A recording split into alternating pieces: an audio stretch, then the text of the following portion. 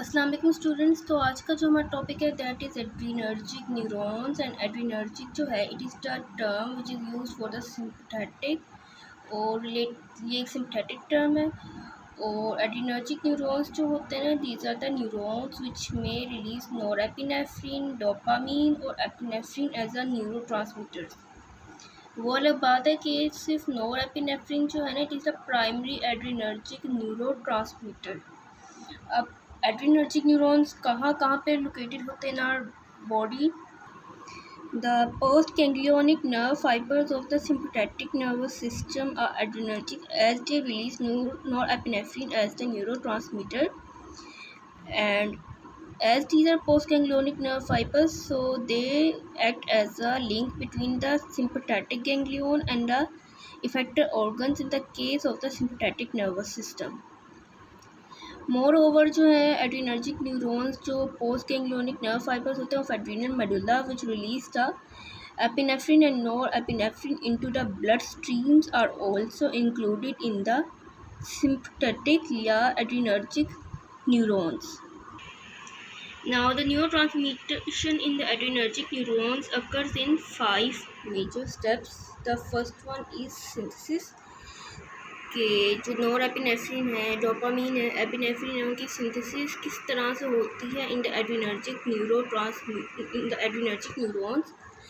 दूसरा ये है कि हाउ दीज मतलब कि एपिनेफ्रिन और डोपामीन इनकी स्टोरेज किस तरह से होती है in synaptic vesicle in the case of neuro transmission in adrenergic neurons, and how these are released from their synaptic vesicles into the synaptic cleft, and after that these are released into the synaptic cleft. ये किन किन receptors पे bind करते हैं और किस किस तरह का इफेक्ट इनिशिएट करते हैं, और एक बार ये अपना फंक्शन परफॉर्म कर लेते हैं साइनेप्टिक क्लेफ्ट, फिर इनकी रिमूवल किस तरह से होती है फ्रॉम साइनेप्टिक क्लेफ्ट.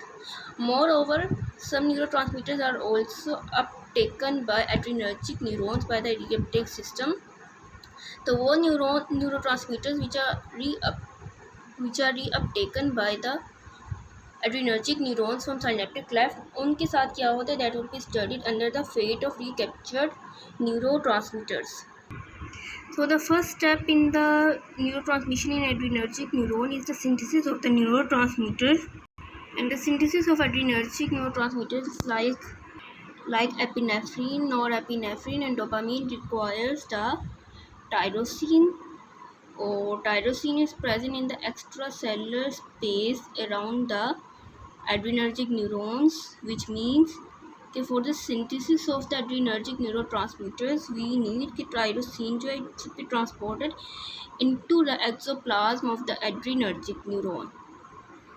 अब टायरोसिन किस तरह से ट्रांसपोर्ट होगा into the exoplasm of the adrenergic neurons by the tyrosine and sodium co-transport. ये एक एक्टिव ट्रांसपोर्ट है which is an energy dependent transport, and it is a type of secondary transport.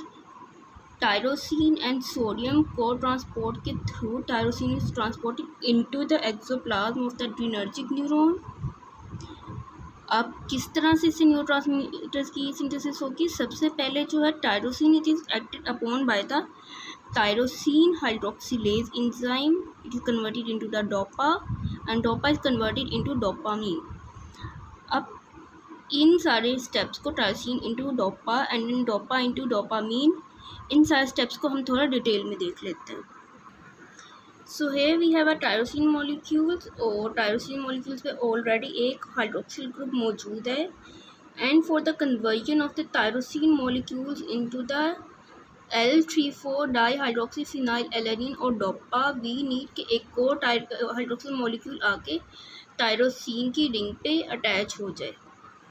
So for this purpose, the tyrosine is acted upon by tyrosine hydroxylase enzyme in the presence of tetrahydrobiopterin and oxygen molecule.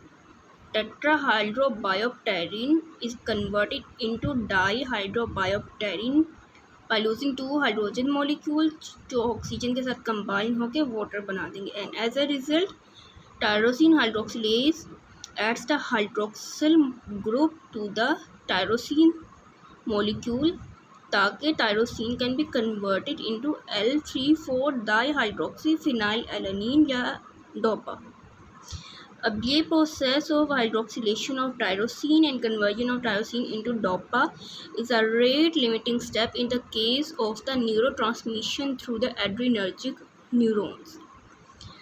अब यहाँ पे L dopa बन चुका है या L3,4-dihydroxyphenylalanine का molecule synthesise हो चुका है। Now it is needed to be converted into dopamine. अब ये डोपामीन में कैसे कन्वर्ट होगा? In the presence of aromatic amino acid decarboxylase enzyme. और यहाँ पे जो एंजाइम रिक्वायर्ड है that is pyridoxal phosphate. And as we have heard कि PLP जो है it is the co enzyme in the case of decarboxylation, and decarboxylation involves the removal of one carbon dioxide molecule. तो dopa से carbon dioxide का molecule remove होगा in the presence of the aromatic amino acid decarboxylase enzyme and pyridoxal phosphate, and dopa would be converted into the dopamine. अब ये जो सारे steps अभी तक हमने पढ़े हैं these are occurring in the axoplasm of the adrenergic neurons outside the synaptic vesicle. ये सारे स्टेप्स अब तक साइनेप्टिक वेसिकल के बाहर हो रहे थे। अब क्या होगा कि डोपामीन की सिंथेसिस हो गई है। डोपामीन अब अगला स्टेप क्या होगा कि डोपामीन का अपटेक होगा बाय द साइनेप्टिक वेसिकल, और फिर साइनेप्टिक वेसिकल में dopamine would be converted into norepinephrine. तो नेक्स्ट स्टेप है storage of the neurotransmitter in synaptic vesicles. वो किस तरह से होगा कि डोपामीन जो है उसका अपटेक होगा बाय साइनेप्टिक वेसिकल। किस तरह से? Through amine transport system dopamine जो है it would be uptaken by the synaptic vesicle and stored in the synaptic vesicle। अब synaptic vesicle में डोपामीन जो है इसके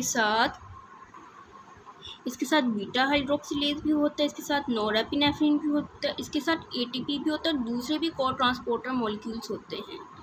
अब ये सारे मॉलिक्यूल्स क्यों साइनेप्टिक वेसिकल में मौजूद होते हैं? Well, now dopamine has been uptaken by synaptic vesicle। synaptic vesicle में dopamine beta hydroxylase enzyme है which would act on dopamine, उसकी हाइड्रोक्सिलेशन करवाएगा। कैसे? in the presence of ascorbate and oxygen and in the presence of copper। कि ascorbate जो है it would be converted into dehydroascorbate and release two hydrogen molecules, and these two hydrogen molecules will combine with oxygen resulting in the formation of water। As a result, dopamine beta hydroxylase would cause the hydroxylation of dopamine and dopamine would be converted into norepinephrine in the synaptic vesicle। इसी वजह से synaptic vesicle में हमारे पास dopamine भी था, dopamine beta hydroxylase भी था, norepinephrine भी था, ATP था विद अदर को ट्रांसमीटर मॉलिक्यूल्स। अब एड्रीनल मेडुला में क्या होता है कि norepinephrine is converted into epinephrine. किस तरह से? इन the presence of the methyl transferase enzyme. Methyl transferase enzyme क्या करेगा? It would convert the S adenosyl methionine Sam into the S adenosyl homocysteine. मतलब कि एस एडिनोसाइल मिथ्योनिन एक methyl group को release करके इन the presence of methyl transferase enzyme, और itself वो convert हो जाएगा इनटू एस एडिनोसाइल होमोसिस्टीन। और वो जो मिथाइल ग्रुप लूज किया था एस एडिनोसाइल मिथ्योनिन ने it would be accepted by the norepinephrine and norepinephrine would be converted into epinephrine. Epinephrine और कुछ नॉरएपिनेफ्रिन जो है would be stored in the chromatin network of the adrenal medulla. और upon the stimulation जो है adrenal medulla जो है it releases 80% epinephrine and 20% norepinephrine. After completing the storage in synaptic vesicle, next step is कि जो neurotransmitter which are stored in the synaptic vesicle, हाँ वो dopamine थे, एपिनेफ्रिन थी या नॉरएपिनेफ्रिन थी, how they would be release into the synaptic cleft. उसके लिए क्या होगा कि जब एड्रीनो न्यूरॉन जो है वो इट्सेल्फ एक न्यूरॉन है ना, यहाँ पे जब एक्शन पोटेंशियल अराइव होगा it would result in the opening of sodium channels. Sodium channels open होंगे, इन्फ्लक्स ऑफ सोडियम होगा, इन्फ्लक्स ऑफ सोडियम होगा तो depolarisation of the adrenergic neurons. Depolarisation of adrenergic neurons की it would result in the opening of the voltage gated calcium channels. Voltage gated calcium channel जब open होंगे it would result in influx of calcium ions. Calcium ions would cause the binding of synaptic vesicles on the presynaptic membrane and hence emptying of the neurotransmitters in the synaptic vesicles by the process of the exocytosis into the synaptic cleft. Now neurotransmitter has arrived into the synaptic cleft. For example, in this case the neurotransmitter is norepinephrine. अब इसकी binding होनी on various type of receptors. Upon various type of किस receptors की binding होनी है कि norepinephrine जो है इट में bind on the post synaptic membrane जिस पे अल्फा रिसेप्टर्स लोकेटेड हैं, या इट में bind on the alpha 2 receptors located on pre synaptic membrane. If it would bind on the alpha 2 receptors located on postsynaptic membrane, it would result in the intracellular pathway. कौन सा intracellular pathway? जो हमने फोस्फोलाइपेज सी वाला pathway पढ़ा था, फोस्फोइनोस्टोल diphosphate वाला pathway, IP3 वाला pathway. तो वो पाथवे सेकेंड मैसेंजर सिस्टम का इनिशिएट होगा because of the activation of alpha 1 receptors, और वो पाथवे इनिशिएट होगा. It would result in the generation of the various intracellular activity, various biological activities in the effector organs through the phosphorylation और dephosphorylation of various enzymes. अब अगर norepinephrine जो है it would bind on the alpha 2 receptors, तो उससे क्या होगा? Alpha 2 receptors की एक्टिवेशन होगी, और अल्फा 2 की रिसेप्टर्स की अगर एक्टिवेशन होती है, रिमेंबर कि alpha 2 receptors are involve in decreasing the level of CMP through the inhibition of adenylyl cyclase enzyme. CMP का लेवल डिक्रीज हो गया तो इसका मतलब ये है कि एड्रीनर्जिक न्यूरॉन जो है उसको सिग्नल जाएगा कि अब मज़ीद जो है न्यूरोट्रांसमीटर्स रिलीज़ ना करवाए जाएँ, which would result in an auto inhibition, and for this purpose alpha 2 receptors are known as auto inhibitors. अब ऐसा भी हो सकता है कि जो नॉरएपिनेफ्रिन है it diffuses from the synaptic cleft of the adrenergic neurons and it binds to the presynaptic membrane receptors of the cholinergic neurons. और अगर it binds, norepinephrine binds to the presynaptic membrane receptors of cholinergic neurons, वहाँ पर भी inhibitory action perform करेगा और it would inhibit the further release of acetylcholine enzyme from the cholinergic neurons. तो इस तरह के केसेस में नॉरएपिनेफ्रिन या अल्फा 2 रिसेप्टर्स जो है, alpha 2 receptors can also act as hetero inhibitor या इनहिबिटरी हेट्रो रिसेप्टर्स. अब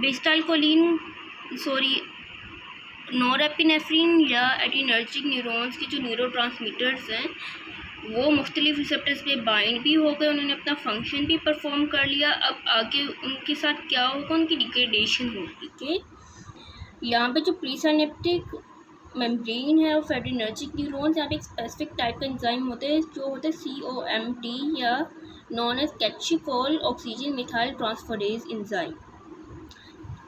तो catechol oxygen methyl transferase enzyme का फंक्शन क्या है? कि degradation of norepinephrine and converting it into various metabolites. अब नॉरएपिनेफ्रिन या एपिनेफ्रिन और इस तरह के एड्रीनर्जिक न्यूरोट्रांसमीटर्स जो हैं उनकी डिग्रेडेशन किस तरह से होती है? कैचिकॉल ऑक्सीजन मिथाइल ट्रांसफरेज एंजाइम के थ्रू.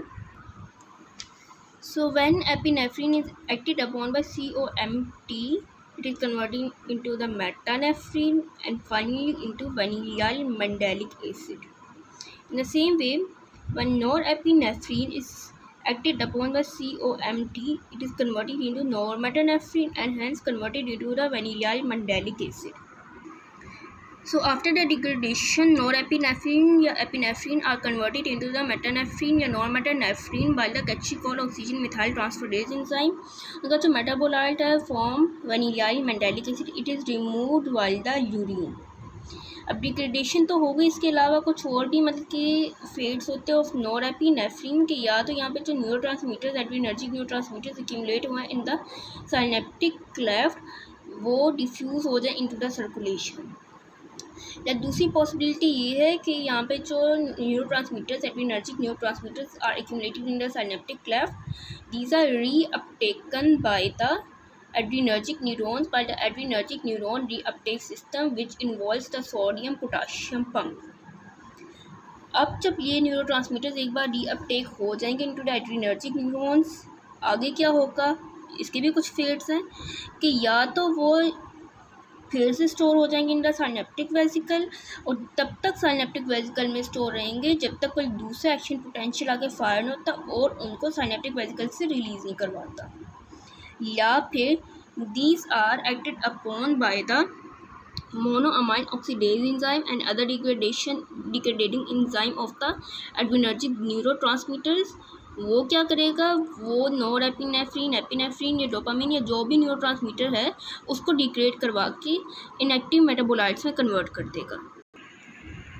Now what happens कि एपिनेफ्रिन या नॉरएपिनेफ्रिन में these are acted upon by monoamine oxidase enzyme, these are converted into dihydroxymandelic acid and then dihydroxymandelic acid acted upon by COMT is converted into vanillyl mandelic acid, and finally norepinephrine are also degraded by monoamine oxidase enzymes into their metabolite, inactive metabolite, which is vanillyl mandelic acid. So after the conversion into the inactive metabolite, it is excreted from the exoplasm, and after that it is excreted from the body through the urine. So up till now we have completed the neurotransmission through adrenergic neurons.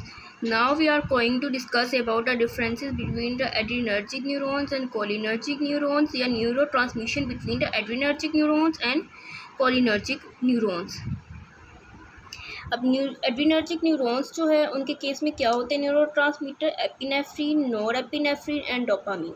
वो अलग बात है कि norepinephrine is the primary neurotransmitter in the case of the adrenergic neurons, जबकि इस cholinergic neurons के case में only acetylcholine.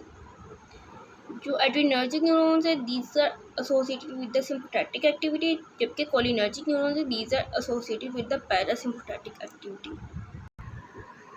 Now moving towards the location, so cholinergic neurons are located in the case of somatic neurons are located in the as a presynaptic and preganglionic and postganglionic nerve fibers of the parasympathetic nervous system. Also in the case of the preganglionic nerve fibers of the sympathetic nervous system.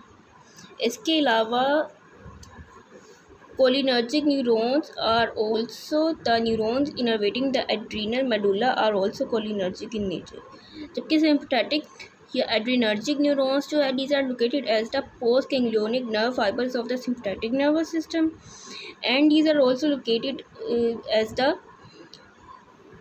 postganglionic nerve fibers of the adrenal medulla which release epinephrine, norepinephrine into the blood।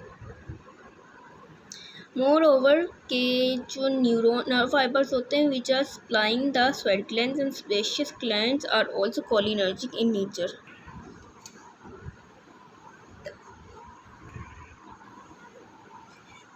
The neurotransmitters released by the adrenergic neurons act on the alpha receptors and beta receptors, while the neurotransmitters released by the cholinergic neurons such as acetylcholine act either on the nicotinic receptors or on the muscarinic receptors। अब जो पहला steps हमने पढ़ा था in the case of adrenergic neurons and cholinergic neurons synthesis, तो पहला step है कि ट्रांसपोर्ट ऑफ देयर कंपोनेंट। तो एड्रीनर्जिक न्यूरॉन्स की जो न्यूरोट्रांसमीटर्स हैं उनके सिंथेसिस के लिए जो मेन कंपोनेंट है दैट इज़ टायरोसिन, वाइल जो एसिटाइलकोलिन है उसकी सिंथेसिस के लिए इम्पोर्टेंट कंपोनेंट है कोलिन। तो एड्रीनर्जिक न्यूरॉन्स के केस में को ट्रांसपोर्ट होती है sodium and tyrosine, while in the case of the cholinergic neurons there is co transport of sodium and choline molecule. अब स्टोरेज इन साइनेप्टिक वेसिकल्स का अगर हम डिफरेंस देखें तो उसमें क्या होता है कि स्टोरेज होती है इन द साइनेप्टिक वेसिकल, मतलब कि neurotransmitter in the case of the adrenergic neurons are taken up by the synaptic vesicle for their storage by the amine transporter system. जबकि कोलिनर्जिक न्यूरॉन्स के केस में क्या था कि during the uptake of acetylcholine by the synaptic vesicle for the storage, there is efflux of H+ ions. अब adrenergic neurons के case में क्या एक डिफरेंस था कि एक बार जब ना मतलब स्टोर हो जाए, मतलब कि these are uptaken by as a dopamine, और डोपामीन जब स्टोर हो जाते हैं इनटू द साइनेप्टिक वेसिकल, फिर it was converted into norepinephrine by the dopamine beta hydroxylase enzyme. जबकि कोलिनर्जिक न्यूरॉन्स के केस में acetylcholine was taken by the synaptic vesicle और उसके बाद वो रिलीज भी एज एन एसिटाइलकोलिन ही हुआ था। In the case of the adrenergic neurons में न्यूरोट्रांसमिशन जो रेट लिमिटिंग स्टेप है, that is hydroxylation of tyrosine into the dopa या डाइल हाइड्रोक्सी फिनाइल एलेनिन।